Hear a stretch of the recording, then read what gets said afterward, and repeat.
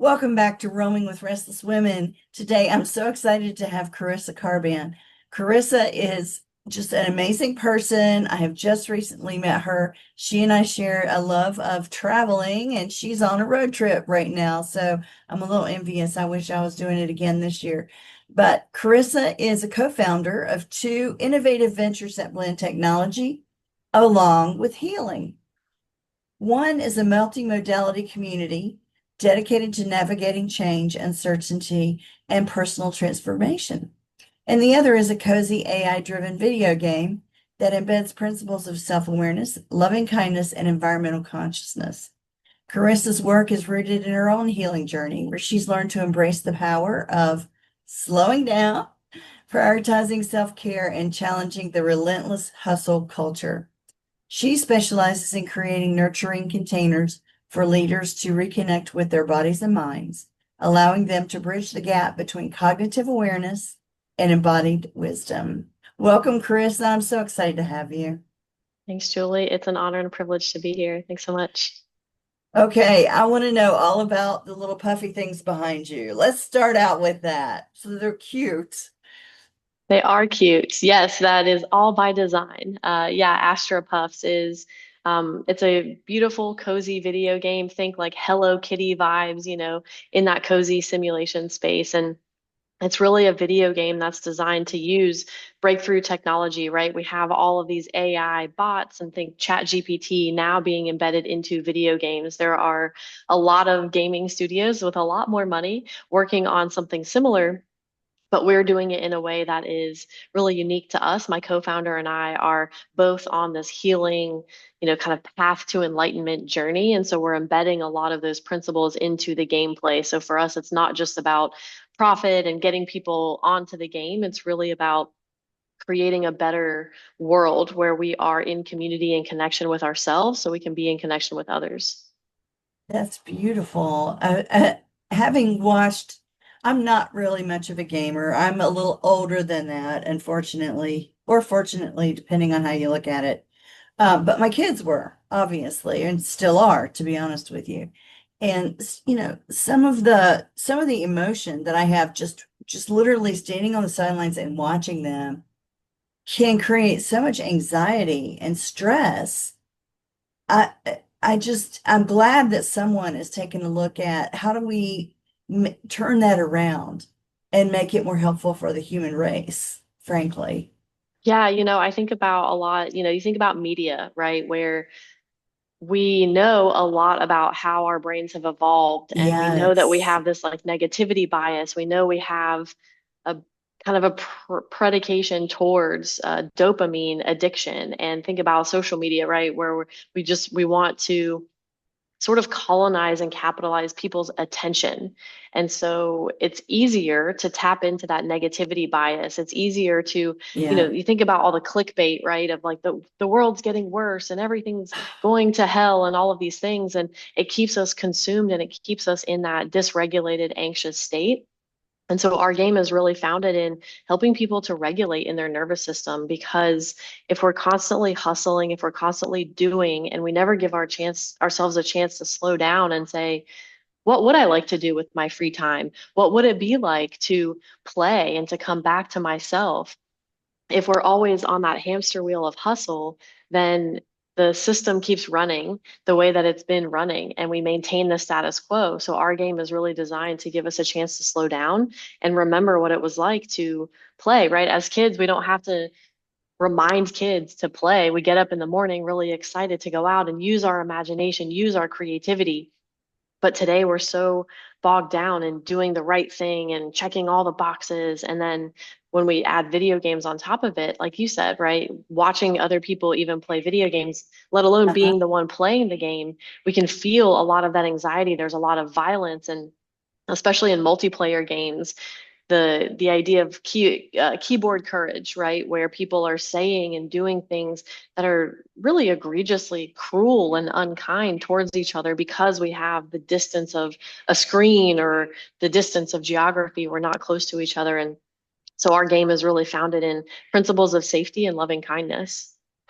Well, and I think a lot of people don't realize that, when they're doing these egregious, horrible things or being someone that they're not in real life, in a video game, excuse me, shoot them up or whatever the case may be, they think it's not real, but their body feels it as if it's real.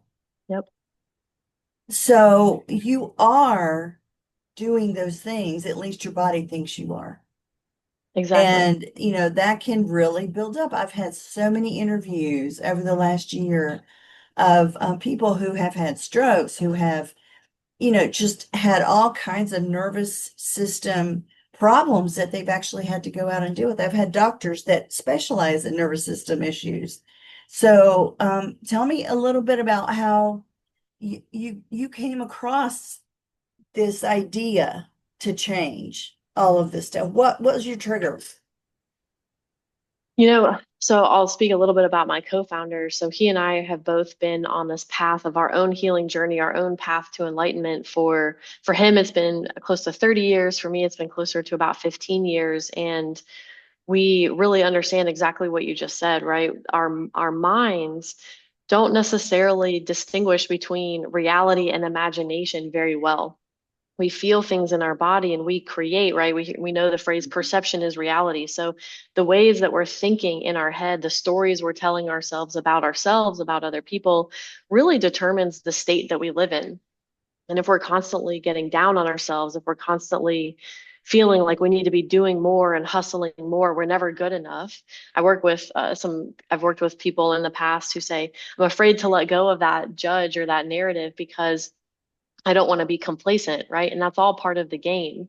And Right. so he and I have been on our own journeys, and I've been focusing on nervous system regulation in my own life and my own body for several years and seeing just the transformational power that comes from slowing down, from being able to sit with the discomfort, right? To let go of the judgment rather than saying it's good to feel this way or it's bad to feel this other way, starting to see all of my emotions as data and realizing, oh gosh, when I feel dysregulated, when I feel anxious, that's my body trying to communicate something to me. So what we know is that it's something like 80% of the communication that happens between our brain and our body actually goes from body to brain, and Yes. only 20% goes brain to body. And so what's really happening is our brains are here trying to translate the information and the data we're getting from our body. But if we haven't practiced tuning in, if we haven't practiced what it means to learn the language of our body, our intuition, then I like to use the analogy, it's like someone who took Spanish in high school trying to understand and receive information from someone who's speaking Spanish fluently to you. You might pick up a word here and there, Right. but it's going to be a gross misinterpretation of what is actually being communicated. And so when we learn to slow down and get curious about what is our body trying to tell us, instead of having to logic our way and intellectualize our way through everything, we start to see there's a lot more information and a lot more wisdom that's being offered. And so that was kind of the trigger, was realizing that games are a way to tell stories. They're a way to communicate and to collaborate and to bring people together. And so this is sort of just a vehicle, a means to sharing this wisdom that Patricio, my co-founder, and I have really learned on our own journey, and that we've seen as we've been reflecting and working with other people over the last several years. So tell me about working with other people. How do you bring it? Okay, first of all, how do you bring in the money? And then second, how do you help people as you're out doing your building your business here? Yeah, I think it's a beautiful question because, yeah, in business, right, we have to generate revenue. And so, full disclosure, we are in our pre-revenue state because the game is still being developed. We're getting Hmm. really close to what we're calling an open alpha. So, we're getting ready to release it to kind of smaller communities. But we have a lot of potential for revenue generation in a sense that is learning how to play the rules of the game without being identified with the rules of the game. So we're seeing ways to, let's say, have in-app purchases, subscription models. We actually are going to manufacture real plushie toys, right, in the form of Oh, these Astro Puff characters. We're making marshmallows that don't have any corn syrup in them. So there are a lot of ways that we can kind of take these rules like candy and these TikTok shops and all these different ways that people are generating revenue today. And we're saying, how do we embed our principles into kind of the mainstream modalities for revenue generation? So a lot of ways to generate revenue through that. I mean, I can see this being a whole universe. I can see amusement parks. I could see, speaking of Orlando and Disney and Universal are right around the corner Right, from you. And so I can see a lot of potential, but it really starts with getting people to slow down and get curious about themselves first. And so when it comes to really helping people on the road and not just inside the company of Astro Puffs, but anybody that I interact with, I think it really comes to treating people as human beings rather than mm, seeing them with kind of the dollar signs in my eyes and say, oh, you're just a means to an end, right? right, My co-founder and I, Patricio, we're not approaching any of this with a money first mindset. We're approaching yeah, this with service first, and then let's hope we make money along the way. right, right. Well, yeah, you do have to pay the bills. We all know this, but Yes. it does make a difference when you look at your business as a service. When the first thing in your head isn't, oh my gosh, I've got to pay these bills or I've got to make X number of dollars or whatever the case. It makes a huge difference when you're looking at the person on the other end of that service and you're saying, what is the best thing for them? Yeah. And how do I serve them first? Because the rest of it does come around eventually. It does come around. Um, And it I think a lot of that also speaks to self-trust too, and trust yeah, in the universe, a higher power, whatever words we want to use to call it. I like to say it's a trust in life. I yeah. know back in the day when I kind of had that mindset of I need to pay the bills. That means I need to get X number of clients and, doing all the calculations myself. A lot of that put a huge burden of responsibility on my Mhm. shoulders. And when I realized it came down to two things. One, I don't trust that life, higher power, whatever we want to call it, I don't trust that life has got me. And I don't trust that I can handle whatever comes my way. So as I've really cultivated trust and surrender in those two things, I realize, right now, Astro Puffs seems like it's a huge opportunity. There's a lot of potential. I'm super excited about it. But neither of us and none of our team members are truly identified with saying, my worth as a human being hinges on whether or not this business is successful. And so when we're letting go of that and we're treating all of this as play, because that's what we want people to do is to play and to stay regulated, we Mhm. take the opportunity to say, how do we embody those principles in how we build the business, not just how we run the business, so that we say, if this isn't it, if we don't generate revenue, if we get pivoted and directed in a different direction, I trust that that's all unfolding in my greatest good and for the highest good of all around me as well. Mhm. So, how many people have you run into that are very skeptical or negative, and how do you manage those kinds of critical comments for yourselves? Yeah, it's a great question. So I'll say, what I will say is everyone who has seen the game is in love with it. Everyone says, That's wow, this is awesome. so beautiful. This is amazing. I want to play. I want to sign myself up. I want to sign my kids up because we have safety mechanisms built in. And a lot of parents right now are kind of uneasy about all the AI chat bots out there.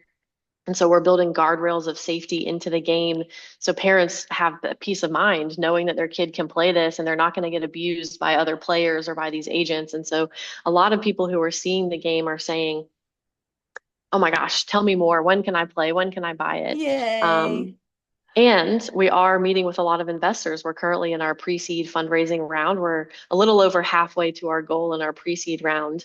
Um, but we are running into, and Congratulations. thank you so Yes. much. Yeah, we are running into investors who are, some of it's a numbers game and some of it's just so they're kind of in that traditional mindset of, well, we need to see the traction, we need to see the revenue you've already generated. And so we've had a lot of investors who have passed on the opportunity saying it's a little too early for us, follow up with us when you have the traction. And it's kind of a chicken and egg thing, right? It's like, well, we Oh, need the yeah. funding to prove out the model, but we're getting there piece by piece. And so a lot of what we do is really re-anchoring into the vision, right? The why. Why are we doing this? Remembering Mhm. that we're not identified. The game is not us. We are not the game. This is all play. This is all an experiment and an opportunity to share our wisdom, our insights of our journey with the world, and to continue learning and expanding as aspects of Yes. consciousness. And so it's a lot of regrounding, a lot of re-anchoring. I personally have a lot of practices like meditation, breath work, consistent daily exercises that I do to help me reground because I can very easily slip into the narrative of I need to be doing more, I need to be checking boxes, I need to be working longer hours. And so remembering that everything I do, whether it's directly related to the business or not, is all contributing to my energy and my capacity to serve and to be in the business. That's beautiful. I love that. So, what have been some of your biggest challenges so far? I would say the fundraising is definitely part of it because, at times we've had a team of 13 people spanning, six different countries around the globe. And it feels really good not only to be making incredible progress on the game itself, but when we go through that lens of service, it's really, really hard to tell people who are now making an income with this job. It's really hard to say, hey, we don't have enough funding to continue you for next month. And so the very human impact of Oh, yeah. hiring people, letting people go, that's a huge challenge because we know that especially we're employing people across Colombia and Kenya and different countries, like we're making a significant difference in their lives and in their communities, not just for one household, but for the entire community. So I would say the challenge of running out of runway with our funding and Oh, having yeah. to let some of our team go, that's been really hard. And then I think the other part, the other challenge I would speak to is really treading that line of, okay, how do we understand the rules of the game so that we can play the game without becoming bogged down in the matrix, as we like to say? How do we Yeah. really continue to challenge the status quo in a way that brings people along? It's not so far out there that it's isolating or really weird for people. It's inviting. We're building that bridge to what's possible so people can really feel it and see it.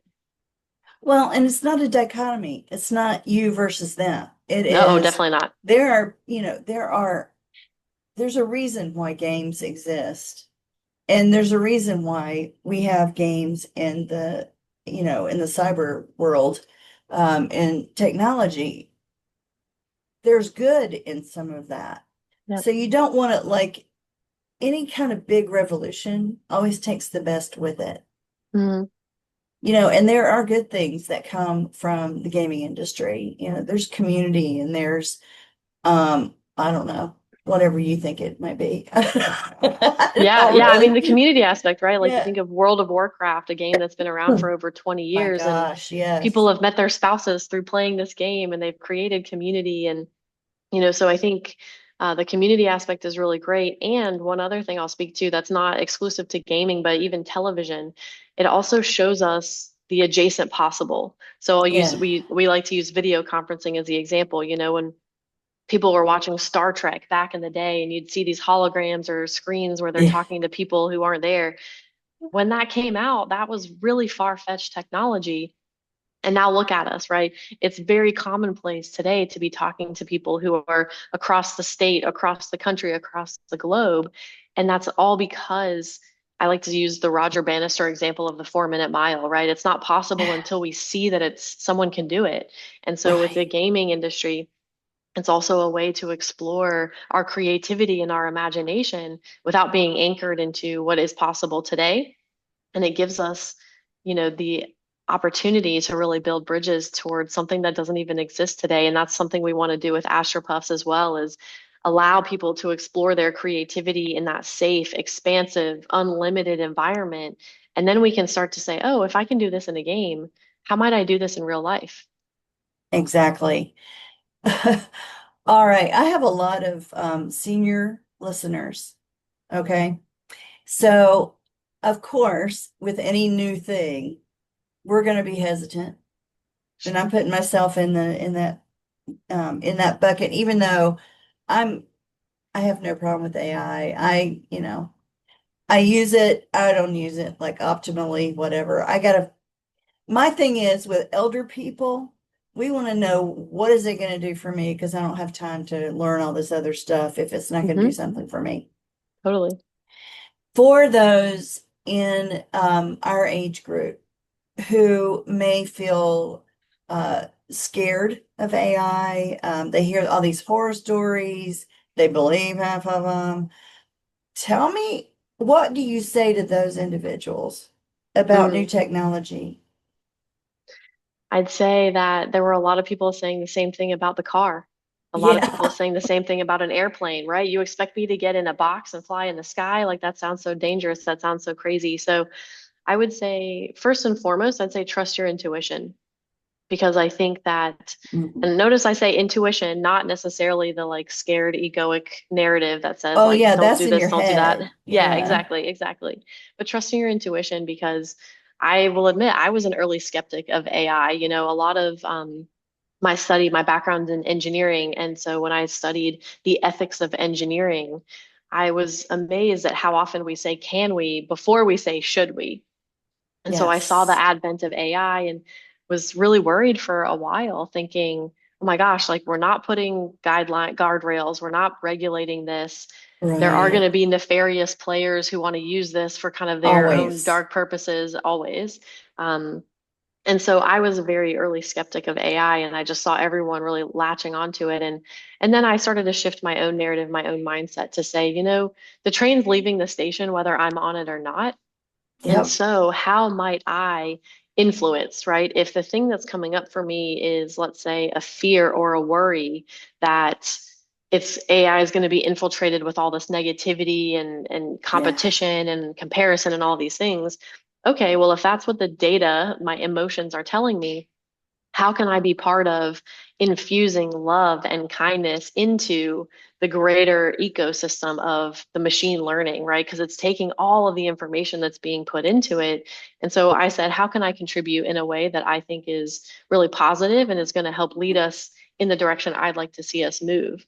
Um, but then I also think there's something to be said that not everyone is meant to get onto a new technology train as soon as it comes out. And so right, checking in with your body, checking in with your safety and saying, do I feel, you know, uncomfortable or do I feel unsafe when it comes to using this technology or challenging myself to try something new? Um, right. Uncomfortable we can work with, right? Uncomfortable can feel stretchy. It can help us expand. It can help shift our mindset. But unsafe means we're pushing ourselves beyond that place where we should. And that can really dysregulate us. That can help us shut down. And so then we can't even see the benefits. And so I think learning to distinguish between uncomfortable and unsafe is definitely going to be key as well. Thank you so much for that. That makes a whole lot of sense. I think a lot of individuals, when they are faced with new things, that's their first reaction, obviously, is the fight or flight. I mean, that's just human nature. It's not going to change, I don't think. So it's nice to be able to put that into words that make sense to me is, am I uncomfortable or am I not feeling safe? Two Yeah. totally different things. Great. Thank you. Well, is there anything that we haven't talked about that you'd like to before I get to my last three questions? Thank you for the space. I think what I would say is, especially knowing, you know, you said a lot of people in your audience are maybe older. I hopefully, you know, hearing about this game and that it's very different might inspire people to want to try it. And I would say that the whole point of the game is really to just remember to connect to ourselves, connect with community, Mm, and connect with nature. So even if you don't use the video game to do that, giving ourselves permission to slow down, to go for a walk, to be out in nature without any agenda, without wearing a watch, without have to go this, I have to go do that. Just giving ourselves permission to be and to slow down from the doing, that's where the magic happens. So that would be my invitation, whether you do it, you know, through a video game, through meditation, through a walk in nature, through a good chat with a friend, you know, holding space or being held by your friend, whatever it is that helps you reconnect to yourself, to community and nature, I think will be really magical and beautiful. thank you so much for that. Okay, here's my three questions if you're ready. I'm ready. All right, so close your eyes just for a moment. All right, describe what you see in your mind's eye when I say wise woman. Hmm. You can open your eyes and talk to me. Yeah, when I hear wise woman, I picture women really what came up was like this really big, like expansive image. I have a phoenix tattooed on my leg. For stories we can get into at another time, but what I see is kind of that image of like women rising and flying and expanding and tapping into intuitive gifts, somatic gifts, as well as the mind, right? I think they're all tools. And so, really learning to harness and utilize and tap into all of the gifts that we have access to. So, I picture, yeah, just a woman like on the rise, Mm. really expansive hair, kind of wild, right, in our rewilding era, and just tapping in and seeing, to your comment about creating new systems, how we always bring the best along with it, looking at how has my journey served me up until this point, and how do I bring along the best and then now tap into more expansive, more bold gifts. That's beautiful. Thank you for that. When I think about what I'm bringing along, a lot of times it's other women, Yeah, just beautiful. that have helped me and loved me and given to me my whole life. It's wonderful. Yeah, I Okay. love that. Now this is not a trick question. I actually do ask this of everyone on the show. Where do you like to roam? I like to roam all over the world, internal and external. I would say I actually love roaming the inner cathedrals of myself. That's a really fun one, I have a tattoo that says awaken and remember the universe. And so just as the external universe is expanding at an accelerating rate, I find so too is my internal universe expanding at an accelerating rate. The more I discover, the more new experiences I expose myself to, it awakens something inside of me or delights me in a way that I've never experienced. So I would say I love roaming internally, and I do that through novel external experiences all over the world. I just went on a 6 month sabbatical around the world, traveling to Tanzania, New Zealand, Australia, Hawaii, like all over the place. And I find that when I treat the world as my home and it makes the world really small, then I just get curious and excited to discover everything. I love that. Treat the world as your home. Yeah, that's so much less isolating than what a lot of people actually feel. Yeah. Okay, final question. Here we go. What makes you restless, but in a good way? Hmm. What makes me restless is seeing a lot of the pain in the world today, seeing how we can be attached to, when we think about how we've grown up. If we grew up in a dysregulated, unsafe environment, it sounds counterintuitive. Our comfort zone can actually be dysregulation and a lack of safety. I get it. Yeah. And so I like to call it the zone of familiarity rather than say our comfort zone, because it can be very uncomfortable to be in that place. But when I Mm. see the chronic dysregulation, chronic inflammation, chronic hustle because we believe we need to go and do something to earn and achieve our worthiness, um, it makes me really restless. I want to go out there and give everyone a giant hug and just remind every single human being, and especially women in the narrative that we've grown up with, many of us, like, you're worthy. You don't need to do Yes. anything. You don't need to please anybody else. You can just bask in your own worthiness. You can delight in your unique gifts. And so seeing that pain and that dysregulation makes me a little Mm. restless, but it motivates me to continue checking myself. Where am I making myself small? Where am I falling into my people pleasing tendencies? And how can I be an embodied example and a safe space for other women, especially to come into to explore their own gifts, to become more safe and more regulated and more powerful themselves? Oh, that's beautiful. You need to write a book, girl. I'm working on it. All right. Good. Good for you. Thank you so Okay, much. so how can people get a hold of you and learn more about the game and when it's coming out and about you regardless of the game? Tell me about that. How can they Yeah, find you? so we're primarily on Instagram, TikTok, or you can go directly to our website, astropuffs.com, where you can look for Astra Puffs. A lot of people say Astro Puffs, but it's Astra Puffs. Right? And then you can go directly to our website, sign up for our waiting list. You can watch our latest trailers, see what we're working on. And then you can reach out directly to me if you want on my Instagram handle is at wild underscore moss underscore. So I'm really reintegrating with the earth. And so wild moss is where you can find me. That sounds wonderful. Okay. Well, Carissa, thank you so much. I wish you and your company all the best. And folks, when this game comes out, you need to take a look. I can't wait, frankly, but we'll see when it happens. Thank you, Carissa. We'll talk to you soon. Thanks, Julie. Really appreciate your time. Thank you. Julie Noonan here. Thank you so much for listening to Roaming with Restless Women. If you're a successful senior woman leader who would like to be on this program, please visit podcast.intuitivewisdomcoach.com. If you enjoyed this interview, please share this episode on social media and make sure to subscribe so you don't miss any future episodes. Your thumbs ups and reviews go a long way.